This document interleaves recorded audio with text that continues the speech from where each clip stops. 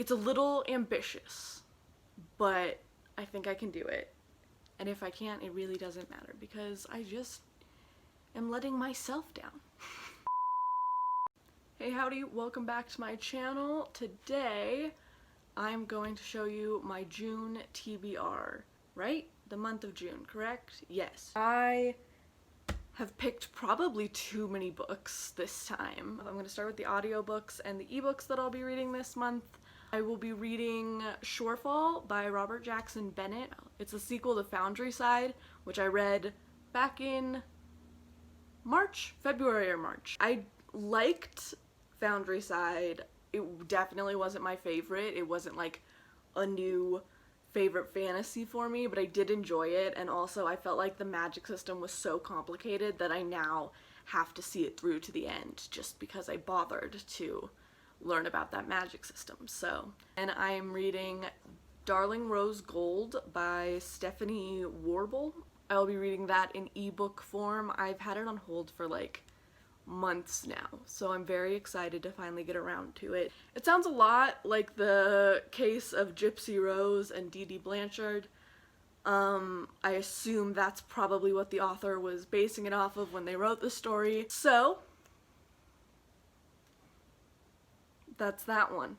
And now let's get into the actual physical books. The first one that I have is Grief is the Thing with Feathers by Max Porter.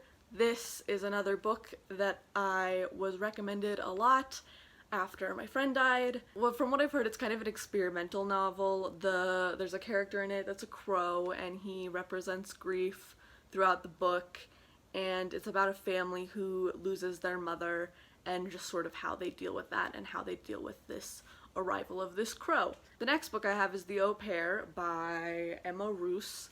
This book I got for my birthday last year from my friend. She bought it for me because I just really liked the cover and I had been looking at it all year and was like, oh my gosh, I want to read that book even though I don't really know what it's about, but I just love that cover so much. I believe it's a book about twins, and some kind of event happens involving a nanny, and that's really all I know about it. Like I said, I bought it for the cover. My next book I mentioned in my book haul a few days ago. It is I Am Not Okay With This by Charles Forsman. It's a graphic novel, so this is one of my graphic novels that I've decided to pick up this month, and I want to read it because I really want to watch the show on Netflix. It looks super good, and this will just be a real quick read. I'm going on a road trip towards the end of June, so I might save this until then just so I can have like something quick to read in the car. The next book that I have, I originally planned to read in April, but I didn't get time to read it, and then with May and May Favorite Murder, I didn't get time to read it last month either, so I'm going to get to it this month. I have resolved myself. It's The Upside of Being Down by Jen Gotch. Jen Gotch is the CEO of Bando.com, which is a great company and a great brand. Super cute stuff, super great planners and stationery, which is what I buy from them mostly. It's her memoir, and it's just about her struggles with mental illness and bipolar disorder. If you are looking for some COVID quarantine entertainment, I would highly recommend checking out her Instagram stories and her Instagram videos because she just describes her feelings so well and just, you know, kind of speaks what the whole world is going through right now, and it's in a very positive way, in a very uplifting, hopeful way. So I would really recommend her Instagram, and I will definitely let you know what I think of this book. My next book it's a big one. It's making waves right now on BookTube, and that is The Ballad of Songbirds and Snakes by Suzanne Collins. Did I say sakes? The Ballad of Songbirds and Snakes by Suzanne Collins. This book, I feel like I don't even need to tell you what it's about. It's supposed to take place prior to the Hunger Games. I did read the whole Hunger Games series when I was younger, probably when I was 13 maybe, and I remember really enjoying them then. I don't think I would enjoy them now, but I'm gonna hope that I'll enjoy this. It's so long. Like, this book is the length of the entire Hunger Games trilogy combined, honestly. And I wasn't ready for it. Suzanne, what are you doing?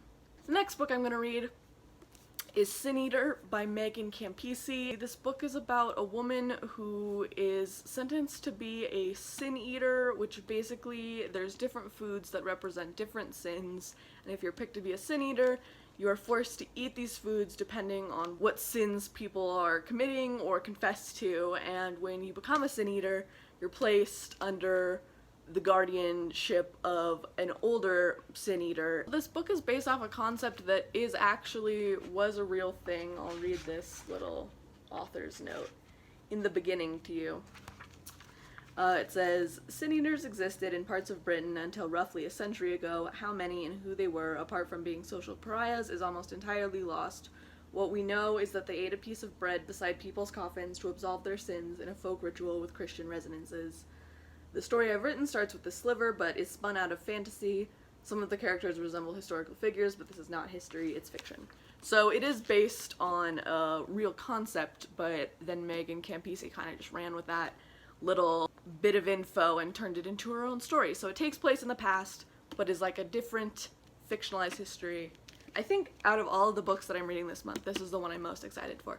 The plot of it just seems so fascinating to me and like such a creative concept, and if it's well executed, I think it could definitely be a new favorite. And then the last book that I have to show you today in this TBR is Sue Monk Kids' The Book of Longings.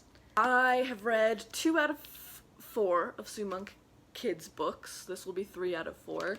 I really love The Secret Life of Bees. It's one of my all-time favorite books. I think I read it when I was like 15 or 16 because my mom gave it to me, and it just changed my world and really got me into books that surround women and women's stories and, you know, the trials of women taking care of each other. And so I'm hoping to get some similar vibes from this. I did not like the second book I read of hers, The Mermaid Chair. I thought it was a little boring, and I did not like the main character at all.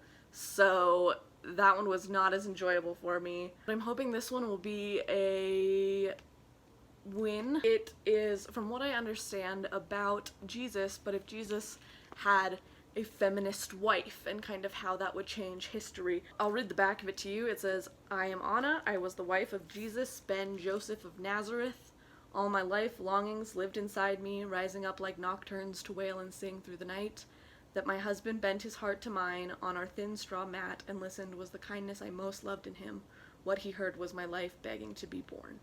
From just the back of this book, I am reminded of how much I love Sue Monk Kids' writing, and so I think this is going to be a really beautiful read. The only thing I'm a little concerned about in this one is that I was not raised religious, and so I have not read the Bible. I know, because I'm a literature student, and obviously the Bible is alluded to a lot in literature. I know the basics, the main stories, but I don't know a lot of it. I hope nothing goes over my head, because I haven't read the Bible. I'll let you know. So those are all the books that I'm planning on reading in June.